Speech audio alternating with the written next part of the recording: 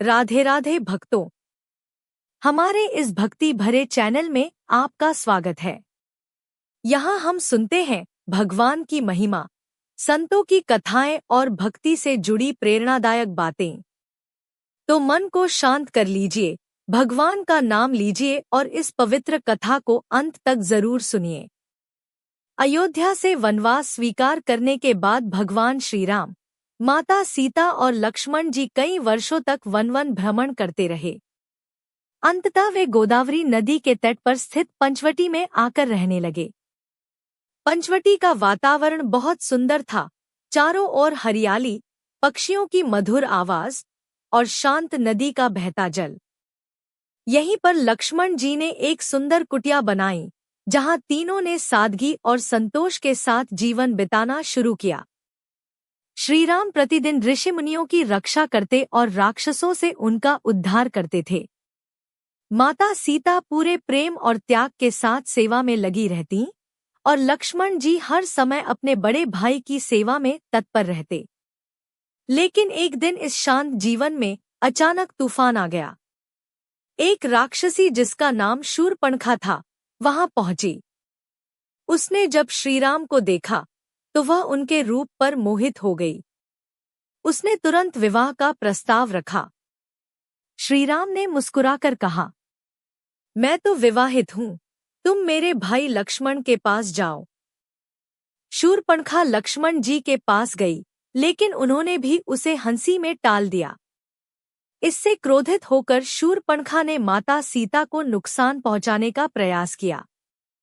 तभी लक्ष्मण जी ने क्रोध में आकर उसकी नाक काट दी।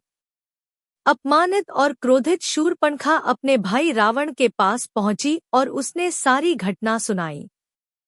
साथ ही उसने माता सीता की सुंदरता का ऐसा वर्णन किया कि रावण के मन में लालच और अहंकार जाग उठा। यहीं से एक भयानक योजना की शुरुआत हुई। भाग 7, सीता हरण और जटायु का बलिदान। रावण ने अपने मामा मारीच के साथ मिलकर एक चाल चली। मारीच ने एक सुंदर स्वर्ण मृग, सोने का हिरण का रूप धारण किया और पंचवटी के पास घूमने लगा। जब माता सीता ने उस अद्भुत मृग को देखा तो उन्होंने श्रीराम से उसे लाने का आग्रह किया। श्रीराम उसे पकड़ने के लिए उसके पीछे चले गए। कुछ समय बाद मारीच ने श्रीराम की आवाज में पुकार लगाई, हाँ लक्ष्मण, हाँ सीते। यह सुनकर माता सीता घबरा गईं और उन्होंने लक्ष्मण जी से कहा कि वे तुरंत श्रीराम की सहायता के लिए जाएं। लक्ष्मण जी जानते थे कि यह छल है, लेकिन माता सीता के आग्रह पर वे भी चले गए। जाने से पहले लक्ष्मण जी ने कुटिया के बाहर एक लक्ष्मण रेखा खींच दी और कहा, माता, इस रेखा के बाहर मत जाना। तभी रावण एक साधु का रूप धारण करके वहां पहुंचा और भिक्षा मांगने लगा। माता सीता ने जैसे ही भिक्षा देने के लिए लक्ष्मण रेखा पार की, रावण ने अपना असली रूप धारण कर लिया और उनका हरण कर लिया। रावण सीता माता को आकाश मार्ग से लंका ले जाने लगा। उसी समय एक वृद्ध पक्षी जटायु ने यह दृश्य देखा। उसने रावण को रोकने का प्रयास किया और बहादुरी से युद्ध किया, लेकिन रावण ने उसे घायल कर दिया और जटायु धरती पर गिर पड़ा। जब श्रीराम और लक्ष्मण वापस आए और सीता माता को न पाया तो वे व्याकुल हो उठे। खोजते खोजते उन्हें घायल जटायु मिला। जटायु ने अंतिम सांसों में पूरी घटना बताई और भगवान श्रीराम के चरणों में प्राण त्याग दिए। श्रीराम ने जटायु को अपने पिता समान सम्मान देकर उसका अंतिम संस्कार किया।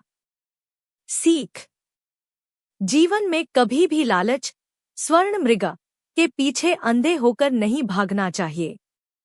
बुरे समय में धैर्य और समझदारी सबसे बड़ी शक्ति होती है। सच्चा मित्र या भक्त वही होता है जो संकट में भी साथ न छोड़े। जटायु: अहंकार और छल का अंत हमेशा विनाश में होता है। दोस्तों, यह थी आज की कहानी।